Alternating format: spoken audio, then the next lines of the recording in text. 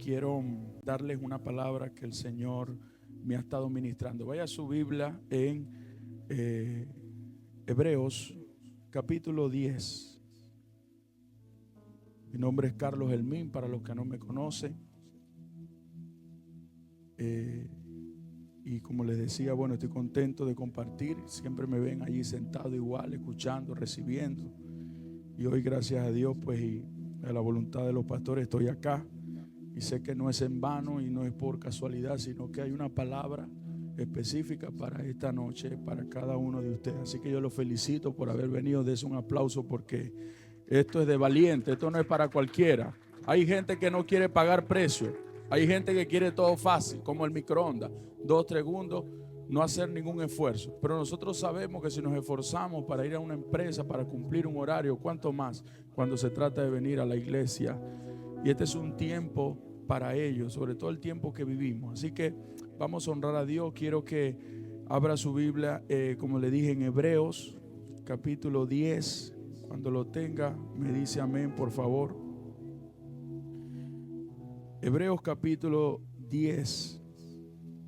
Los estudiosos no se ponen de acuerdo de quién escribió la carta a los hebreos. Sin embargo, hay la balanza se inclina en gran proporción a que fue escrita por el apóstol Pablo. Yo particularmente creo que sí, debido a el estilo de la escritura, porque si usted se da cuenta, el Nuevo Pacto o el Nuevo Testamento fue escrito en su mayoría por el apóstol Pablo. Sabemos que están los evangelios, evangelio de Lucas, Marcos, Juan, Mateo, pero las cartas paulinas, primera, segunda de Timoteo, Corintios, Colosenses, Tesalonicenses, el apóstol Pablo fue un discípulo igual que el resto, aunque él no caminó como caminaron los 12 apóstoles. Pero usted sabe la historia, iba rumbo a Damasco, se le apareció una visión, hasta ahí dejó de ser Saulo para luego convertirse en el apóstol Pablo, el hombre a quien Dios le entregó el ministerio hacia los gentiles. Así como a Pedro se le entregaron las llaves para la iglesia, para el pueblo, digamos, de judío, a Pablo, y Dios le dio mucha revelación a este hombre después de aquel encuentro que tuvo.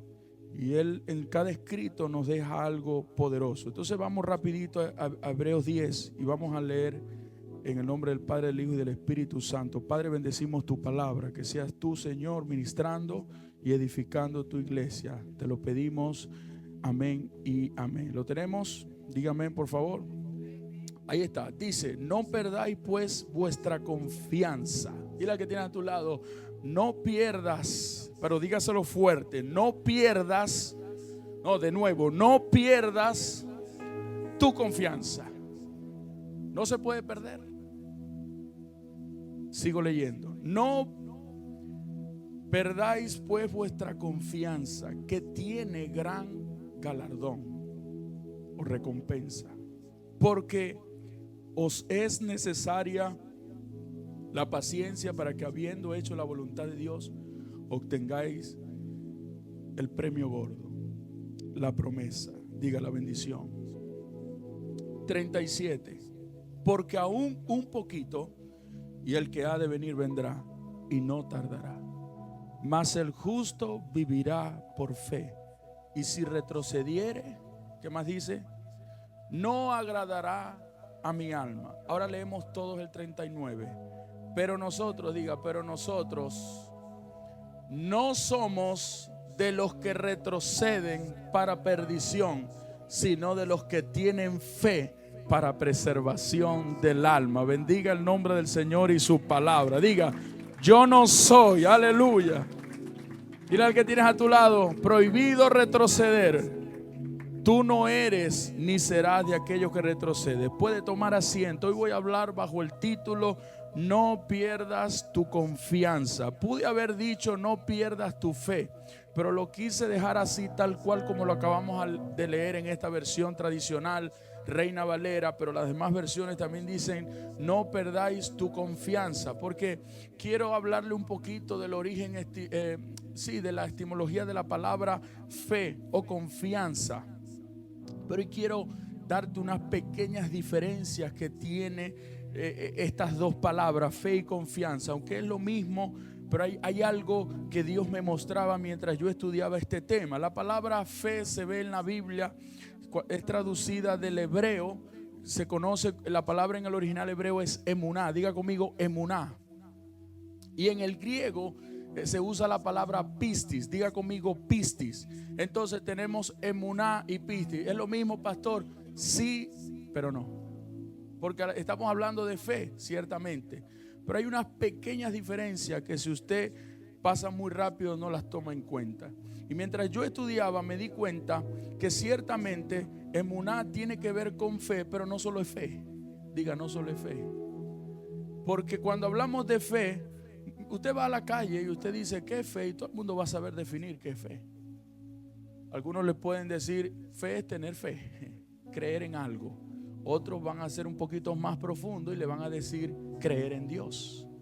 Pero ¿sabe qué dice la Biblia en el libro de Santiago? Mira lo que dice la Biblia. Vamos a ir desglosando poquito a poco esta palabra. El libro de Santiago, capítulo 2, 19 en adelante, dice: si tú crees que Dios es uno, bien haces. Pero déjame decirte, dice Santiago, que los demonios también creen en Dios y tiemblan y son demonios. ¿Qué te lleva eso a pensar? Que no es suficiente con decir yo creo en Dios. Y hoy quiero hacerte ver que la fe, todos los hombres, cristianos o no, porque aún el ateo que dice no creer en Dios, cuando está en problemas, nombra a Dios. Como decía un gran sabio, hasta en la historia vemos a Dios. Porque el único hombre que dividió la historia en dos se llama Jesús. Usted ve en los libros A.C. antes de Cristo y después de Cristo.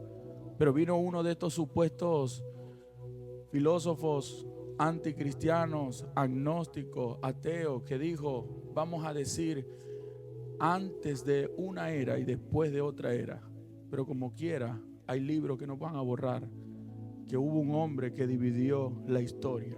Aún los que dicen no creer en Dios tienen que reconocer que hay un antes y un después de la venida de Jesús de Nazaret, cuando entregó su cuerpo en el Calvario. Eso nadie lo puede cambiar.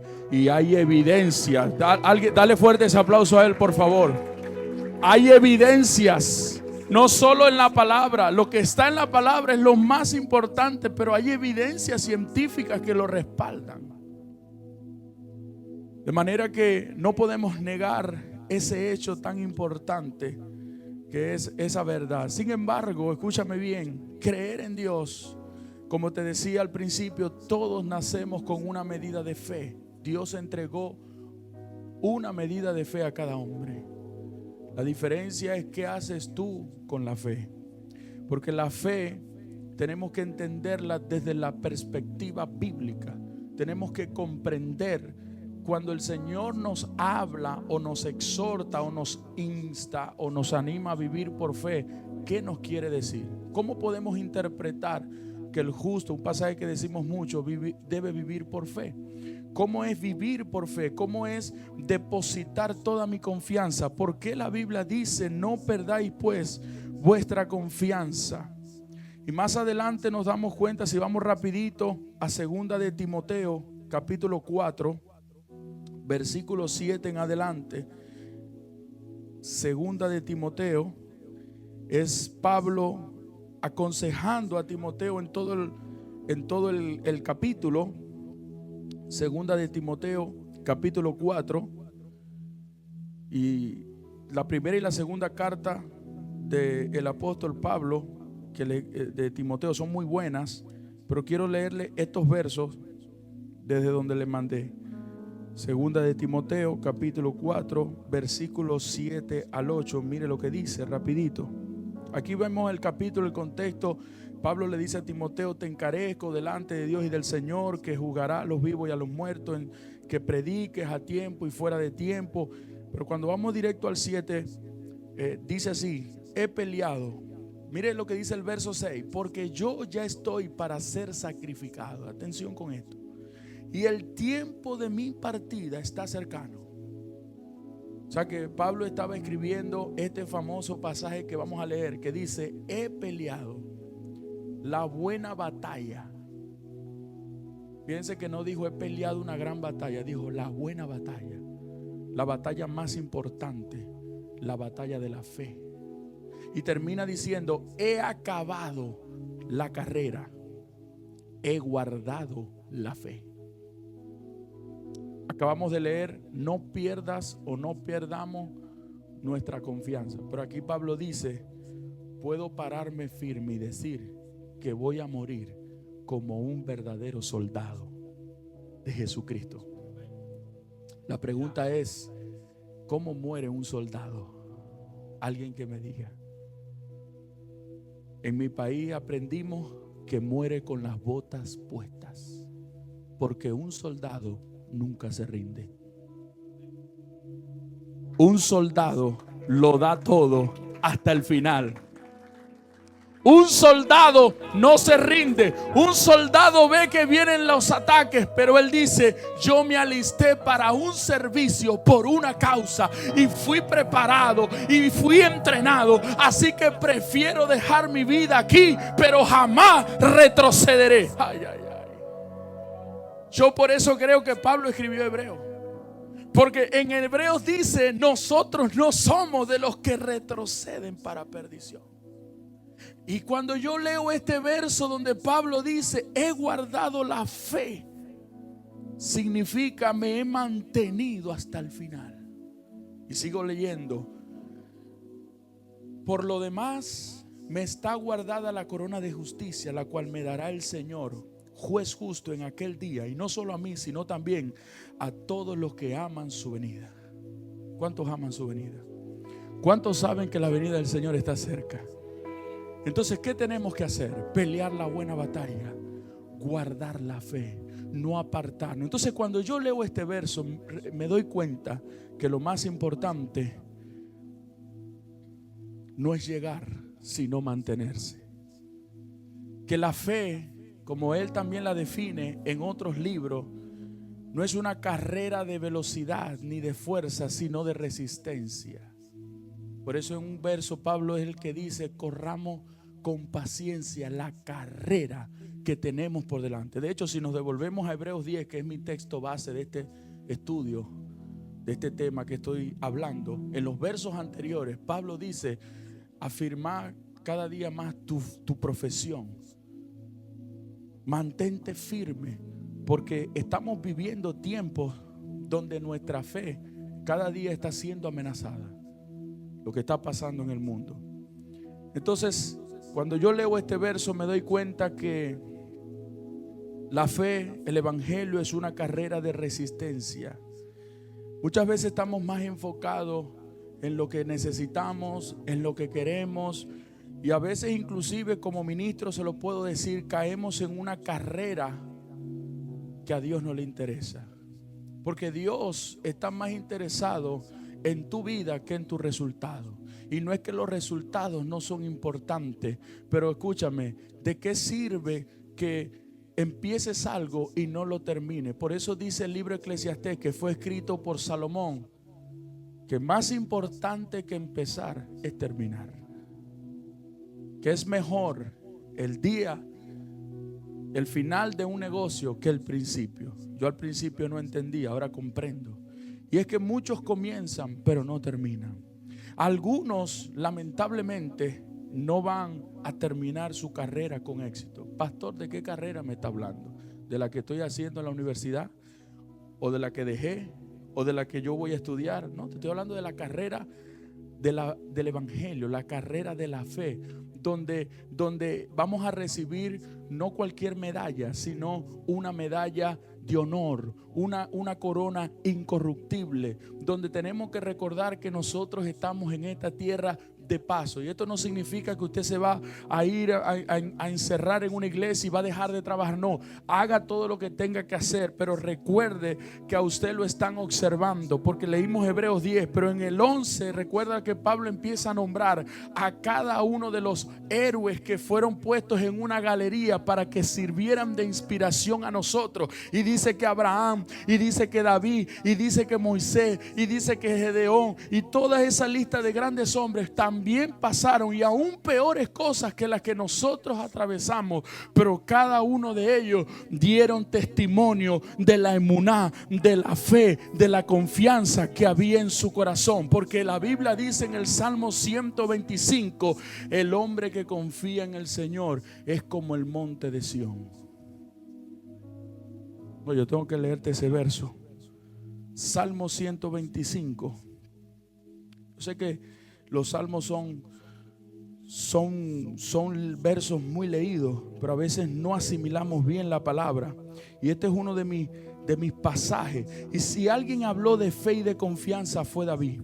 Porque David era un rey que constantemente estaba defendiendo su reinado. Era un hombre que vivía constantemente en guerra. Y ellos sabían, como lo sabe hasta el día de hoy el pueblo de Israel, que es la nación. Hablo del olivo natural, como lo dice Pablo en Gálatas, Romanos, porque nosotros somos la Israel espiritual, el olivo injertado. Pero el propio primer ministro Netanyahu sabe que la nación de Israel está en desventaja geográficamente hablando en comparación a otros países. Israel es un país pero muy pequeño, pero son una potencia militar. Se dice que son en temas de guerra, están en el primer lugar en tecnología, porque ellos saben que Dios está con ellos. Y por eso cuando en una ocasión el primer ministro dio su famoso discurso en la ONU, él dijo: vaya a la Biblia, desde ahí estamos enfrentando enemigos, pero sabemos que no nos van a destruir. Y dijo: estamos preparados para combatir al 70% de la población mundial. Imagínese usted. Pero ¿de dónde viene esa fortaleza de que ellos no solo son la nación escogida por Dios, aunque no todos creen en Jesús de Nazaret, pero aún así ellos claman al Dios de Israel y el Dios de Israel escucha? Así que no importa tu tamaño, no importa, no sé si usted me está oyendo, pero no importa tus limitaciones, lo que tienes o no, lo importante es la promesa que hay sobre ti. Donde hay palabra de Dios, donde hay promesa, donde hay un pueblo, donde hay alguien que dice: voy a creer en Dios, voy a creer a su palabra, tú te haces invencible delante de tus enemigos, porque ellos vendrán contra ti con espada y jabalina, pero tú vas contra ellos en el nombre del Dios de los ejércitos, que es Jehová Sebaot. Por eso David en otro salmo dice: yo sé que yo voy a ganar, porque ellos confían en sus carros y en sus caballos. Ellos miden su fuerza de acuerdo a lo que tienen, pero yo mido mi fuerza de acuerdo a mi fe, a mi confianza. Y yo sé que Él es mi castillo. No escucho amén. Yo sé que Él está conmigo, y si Él está conmigo y yo sé que estoy con Él, nada me va a pasar. ¿Cuántos dicen amén?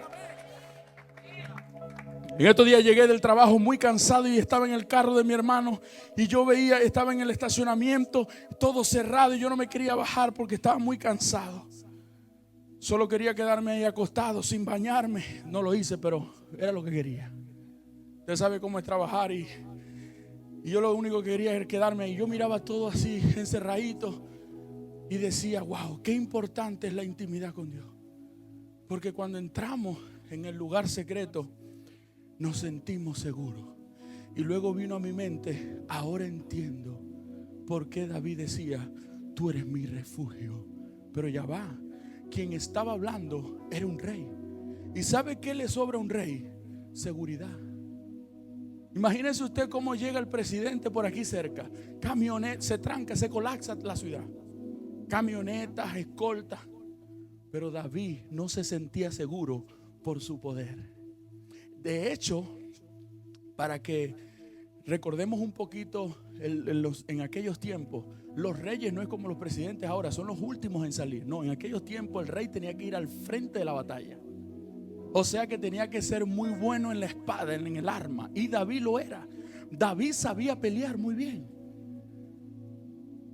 Mas sin embargo, David sabía de dónde venía su victoria. Pero David se encontró en peligros de muerte, porque no importa qué tan fuerte eres o qué tanto poder. Hoy estaba viendo una noticia cuando venía para acá a un presidente, iba en un carro para una emisora a hacer su programa diario y lo empezaron a tirotear. A cualquiera le pueden cegar la vida con una pistola, con un arma blanca de cualquier tipo. David estuvo en cuevas huyendo, no por miedo, sino porque sabía que era Dios el que tenía que desaparecer a Saúl. Y obviamente acuérdese que un presidente, una persona que es figura pública en el tema de gobierno, está expuesta al peligro y siempre son amenazados de muerte, porque tiene muchos enemigos, igual que los funcionarios públicos, la gente que trabaja en la policía y todo esto. Pero David hablaba de refugio. David hablaba, tú eres mi castillo. David decía, a ti correrá el justo en tiempos difíciles. No serán avergonzados todos aquellos que en ti confían. Todo aquel que pone su confianza en el hombre termina siendo decepcionado, termina siendo defraudado. Por eso dice la Biblia, maldito el hombre que confía en el hombre, pero bienaventurado el varón cuya confianza está en el Dios de los ejércitos. Cuando tu confianza está puesta no en tu fuerza se puede venir al piso, tu salud puede venir al piso, pero las fuerzas de Dios son inagotables. Cuando tú dices, Señor, no puedo más con esto que tengo, pero yo he decidido caminar por fe. Y porque al principio te hablé de Muná y de Pisti y dije que había una diferencia entre una creencia popular y un estado de confianza. Porque hay gente que dice creer en Dios, pero ¿sabe cuándo es que se sabe realmente qué fe tú tienes? Cuando estás en medio del calor de la prueba. Porque cualquiera alaba a Dios en medio de la bonanza. Por eso usted ve que la esposa de Job, cuando vio que sus hijos se habían muerto, el hombre ya estaba terrible en una cama, le dijo, ¿por qué no maldices a Dios y te mueres? Qué bueno le vas a encontrar a la vida. Pero Job mantuvo su fe intacta, y aunque le dolían las llagas, aunque el proceso era duro, él decía, yo sé que mi Redentor vive. No entiendo nada, pero voy a creer. La fe no depende de cómo te va o de cómo tú te sientes. La fe está anclada en un estado irreversible. ¿Cómo es eso, pastor? Cuando tú conoces a Dios, no solo sabes de Él, porque hay gente que ha escuchado de Dios. Job había dicho en la prueba, en el proceso, Job dijo, de oídas te había oído. Es decir, te conocía de lejos, sabía que eras un Dios bueno, porque todo estaba bien. Es más, el propio Satanás se le presentó a Dios y le dijo, claro, Él te alaba, Él te bendice porque tú lo has prosperado en todo, porque es millonario, porque no pasa necesidades, pero quítale todo a ver si no te maldice. Y Dios le dijo, vamos a hacerlo. Vamos pues. No fue que Satanás tenía el poder para tocar la vida de Job, es que Dios se lo permitió. Al igual que permitió tocar a Pedro.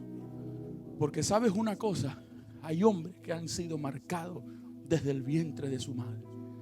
Y los hombres y las mujeres que nacen para glorificar a Dios van a pasar por vicisitudes, pero en medio de las situaciones van a glorificar al Dios que está con ellos.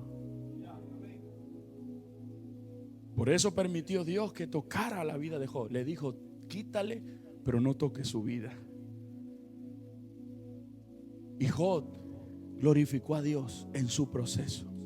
Porque tu fe, Santiago dice, muéstrame tu fe sin obra y yo te mostraré mi fe por medio de mis obras.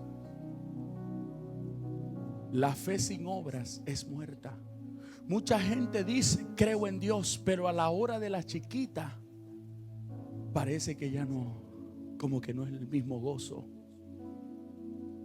Y te puedo leer muchos pasajes, pero pasaría toda la noche. Porque la fe, la verdadera confianza en Dios no es solamente decir yo creo en Dios porque he escuchado de su bondad. No, yo lo conozco. Él es fiel. Y si esto está pasando, por algún motivo será. Pero algo estoy seguro, aunque no entienda, debo creer y seguir confiando. Porque Romanos dice que para los que aman a Dios, escuche bien, todas las cosas nos ayudan a bien. No dice que algunas, dice que todas. De todo hay una razón, de todo detrás hay una bendición. Quizás en el momento te parece que no. A lo mejor tú dices, pero ¿de cómo? ¿Pero qué razón? No, es que cuando las cosas muchas veces, o cuando estás atravesando aflicciones, es porque a lo mejor, yo le decía a algunos discípulos en Venezuela cuando me decían, pastor, estoy sin trabajo, pastor. Y la gente, ¿y quién no se desespera? Si por la economía luchamos todos. Yo le decía, a lo mejor Dios te mandó a una pausa porque estabas muy ocupado y no tenías tiempo para oírlo. No es que Dios te quiera así, sin trabajo, enfermo. Es que a veces Dios permite cosas para tratar contigo. ¿Y hasta cuándo Dios va a tratar conmigo? Si quieres quedarte igual y no ganarte la corona y no terminar como el apóstol Pablo, evade, no quieras la presión. Pero si quieres ser un hombre o una mujer de Dios, aguanta el proceso. Imagínese a Pedro cuando estaba con los discípulos y Jesús le dice, Pedro, te viene una prueba. ¿Cómo así? ¿Y por qué a mí? ¿Y por qué no a él? ¿Y por qué a mí? Porque contigo voy a hacer algo extraordinario. Sobre ti voy a edificar mi iglesia. Y como Simón no me convienes. Porque Simón significa una vara que es llevada por el viento. ¿Y sabe qué le dijo Jesús? El enemigo te ha pedido a ti para zarandearte. ¿Usted sabe cómo era que hacían con el trigo? Para filtrarlo, lo mecían como con una hamaca. En pocas palabras, lo que le estaba diciendo Jesús, te van a agarrar como saco de boxeo. Pero no importa, porque yo he rogado al Padre para que en el proceso tu fe no falle. Y una vez que regreses, no vas a venir como Simón, vas a venir en otra dimensión de gloria. ¿Por qué?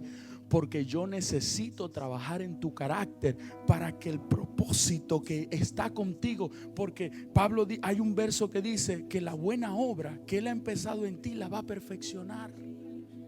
De manera que Dios lo que empieza lo termina. Somos nosotros los que muchas veces no queremos terminar las clases y nos cansamos y nos fastidiamos, como el muchacho pequeño que tú le dices vaya y siéntese, estudie. Él dice no, quiero jugar, quiero divertirme, pero es necesario para tu formación. Mañana me lo vas a agradecer, aunque hoy no lo entienda. Entonces Dios dice, necesito trabajar en tu carácter, necesito formarte, y eso implica que tu fe va a pasar por fuego, pero me lo agradecerás después.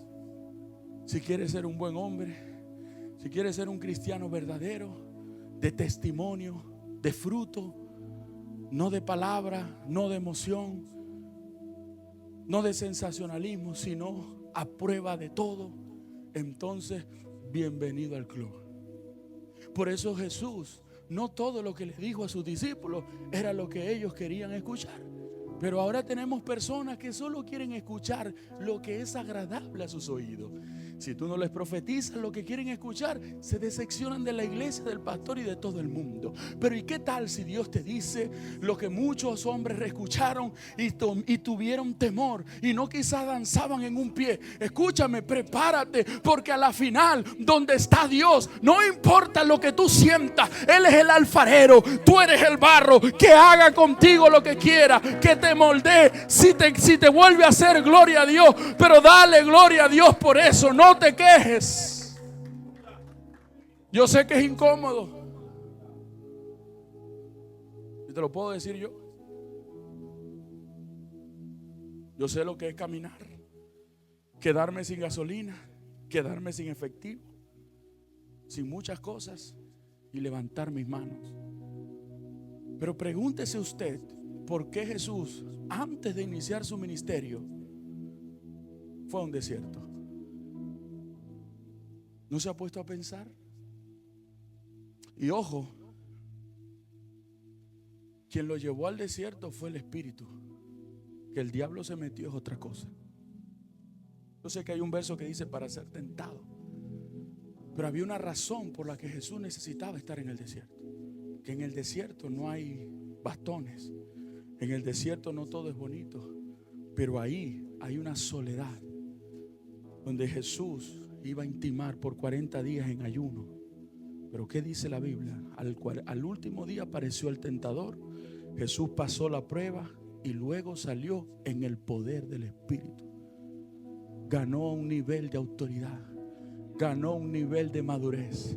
Por eso usted no ve a Jesús haciendo lo que Pedro hizo en un momento dado cuando vino el soldado romano, sacó la espada. Todavía hay áreas en nosotros que a Dios no le agradan. Y mientras eso no cambie, tú y yo necesitamos entrar a la escuela, al carpintero, al taller del maestro. Necesitamos formación. Diga, necesito que Dios me forme. Necesito que Él meta mano en mi vida. Pero la fe es importante en todo esto. Porque luego en el capítulo 12 dice, pero la fe es la certeza de lo que se espera. Porque sin fe, escuche esto, sin emuná es imposible agradar a Dios. Sin fe. No dice la Biblia que vamos a vivir. ¿De qué vamos a vivir? Vamos a vivir de la fe. Pero la fe no se queda de brazos cruzados. La fe no dice, Dios, tú lo vas a hacer todo. Yo me quedo en mi casa, no trabajo, no me congrego porque tú estás conmigo y como tú estás en todas partes, no necesito ir a la iglesia. No, esa no es la fe que yo estoy hablando. Esa fe religiosa, no, yo hablo de una fe diligente, de una fe que no se rinde, de la fe que dijo el profeta Elías cuando el Señor le habló y le dijo, va a llover, y le dijo a su siervo, ve y mira si viene la lluvia. Y fue una vez, digo, no veo nada, Señor. Bueno, ve otra vez, no veo nada, Señor. A la séptima vez dijo, veo una sombra como el tamaño de una mano. Pero dicen los estudiosos que el profeta Elías se hincó en una posición y él dijo, yo necesito ver el cumplimiento de esta palabra, porque mi trabajo es confiar y creer. Y si Dios lo dijo, Él lo hará. Así que yo me voy a doblar de rodillas. Yo voy a seguir clamando por ese milagro. Y voy a terminar con Lucas. Lucas, donde el Señor dice, y cuando venga el Hijo del Hombre, ¿hallará fe en la tierra? ¿Sabe? Estamos en los tiempos postreros. Todos sabemos que podemos ser nosotros la última generación antes de ser arrebatados si no hemos muerto. Y todavía hay mucha gente despierta, viviendo su mundo de Narnia, como si lo único que tienen es lo natural.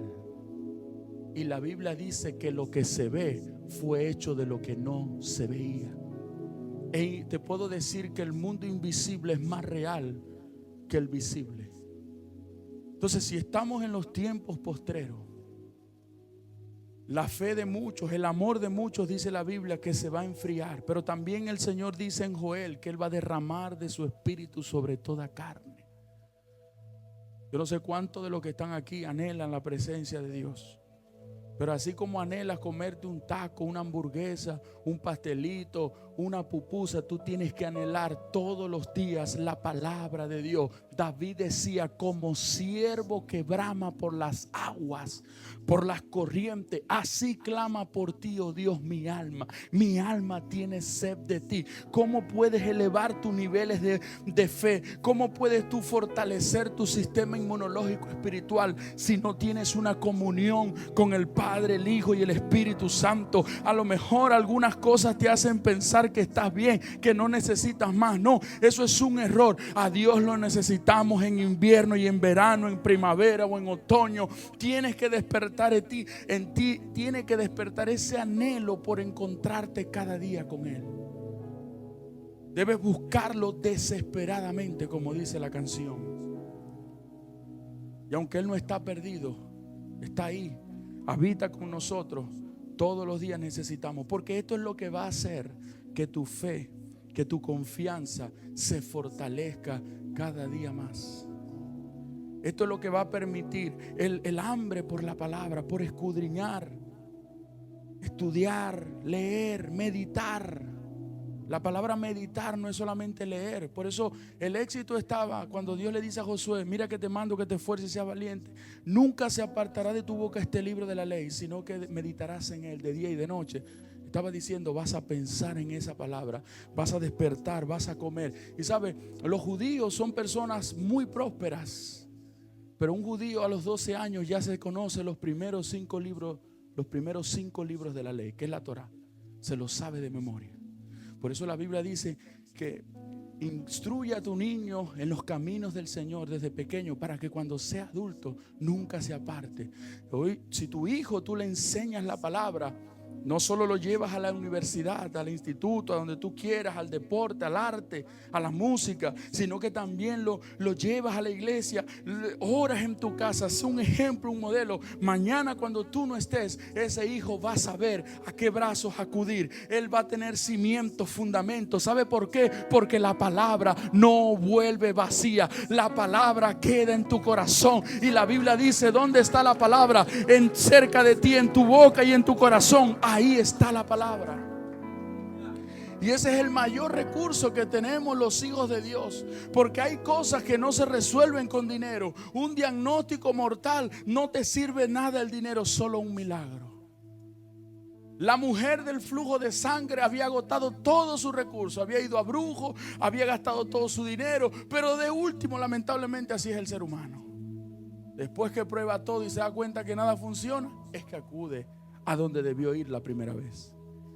Había escuchado que por ahí estaba un tal Jesús que sanaba enfermos, pero las personas leprosas, las personas que padecían de hemorragia sanguínea, como era la mujer del flujo de sangre, no podían estar en ninguna reunión pública. La sacaban como animales. Pero ella dijo, así sea como perro yo me meto, pero yo necesito acercarme a él.